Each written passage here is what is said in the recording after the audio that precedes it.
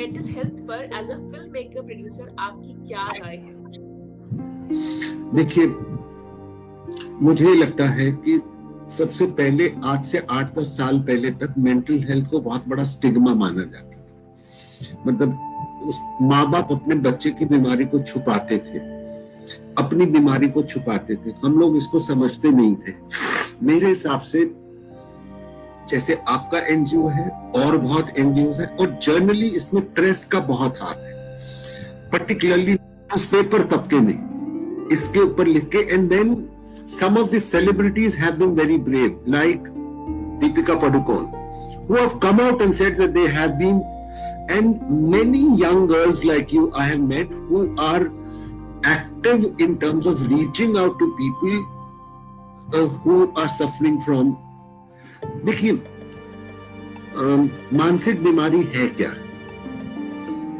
हम बोलते हैं कि बंदा नॉर्मल है, बंदा नॉर्मल नहीं है। इसका क्या मतलब होता है? कोई भी इंसान कुछ भी बनता है अपनी सोच से, ठीक है? और हर आदमी का लाइफ में उतार चढ़ाव को अब्सॉर्ब करने का,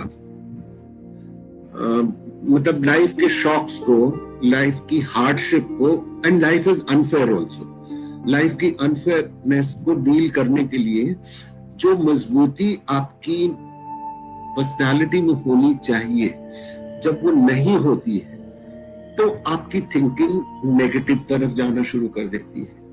नेगेटिव थिंकिंग से आपका उत्साह कम होता है, धीरे धीरे आपका इंटरेस्ट लाइफ की नॉर्मल चीजों में खत्म हो जाता है, तो लोग बोलते हैं कि बंदा क्लिनिकली डिप्रेस्ड है, और उसको डॉक्टर साइकोटिक ड्रग्स देना शुरू कर देते हैं। Whereas in such a case, what the patient requires first and foremost is two things: love and respect. No matter how deep down in his own thinking he is, he still wants appreciation, he still wants love, he still wants respect. If you give him that, and if you start showing him hope, देखिए, lack of hope is depression. Otherwise तो फांसी पे चढ़ता हुआ आदमी भी अगर hope रखता है तो शायद बच जाता है, कई बार बच जाता है, मतलब ऐसे किस्से भी सुनने में मिले हैं कि बच जाता है। लेकिन अच्छी, मतलब आपने देखा पीपल, आई मेट वुमेन साहब जो सॉलिटेयर्स पहने हुए हैं, यहाँ भी उन्होंने सॉलिटेयर्स पहने हुए हैं, पर वो डिप्रेस्ड है, पैसे की कमी नहीं, लेकिन बच्चे या पति या परिवार, या मतलब जब आप चीजों का सही विश्लेषण नहीं कर पाते हैं, एक बैलेंस जो होता है लाइफ का वो नहीं कर पाते हैं, तो आप डिप्रेशन में जाते हैं। लेकिन इसको जज नहीं करना चाहिए, मतलब जस्ट बिकॉज आप डिप्रेस नहीं होती है और दूसरा है तो इसका मतलब ये नहीं कि आप सुपीरियर है। मतलब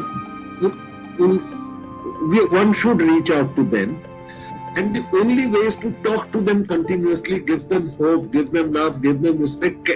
उनकी रुचि जगानी होती है, एक बार रुचि जग गई फिर वो वापस ठीक हो जाता है। बट मैंने देखा है जो ये क्योरेबल है। I have seen people who were depressed and they were even thinking of suicide, and some of them who even tried it, and 5 years back, 5 years hence, they were ruling the world. So ये दौर होता है, इसमें अगर हम saying love and respect, no judging attitude. देखिए, जो बंदा डिप्रेस्ड है वो ज्यादा देर बिस्तर में रहेगा, वो नहाएगा कम, उसकी भूख मर जाती है, वो बात कम करता है। तो ऐसे में अगर आप उसको ताड़ना शुरू कर देंगे या कंपेयर करना शुरू कर देंगे, या बोलेंगे समझ में नहीं आता, इतने बड़े हो गए, नहाते क्यों नहीं हो, ब्रश क्यों नहीं करते हो, सोए क्यों पड़े हो, ये कर लो, वो नहीं काम आता है। आपको उनके लेवल पे जाके रिस्पेक्ट से बात करनी पड़ती है उनसे। You need to still give them. I think they respond best to love. If they know that they are being loved, because everybody loves to be loved. Show me one person who says, मेरे ख्याल से अगर कोई Hitler को भी जाके कुछ को करता तो वो भी थोड़ा पसीज जाता। मतलब प्यार तो हर आदमी। So yes, absolutely. And I don't mean romantic love. I mean universal love. Absolutely, sir. I guess love is the जी driving force of the universe.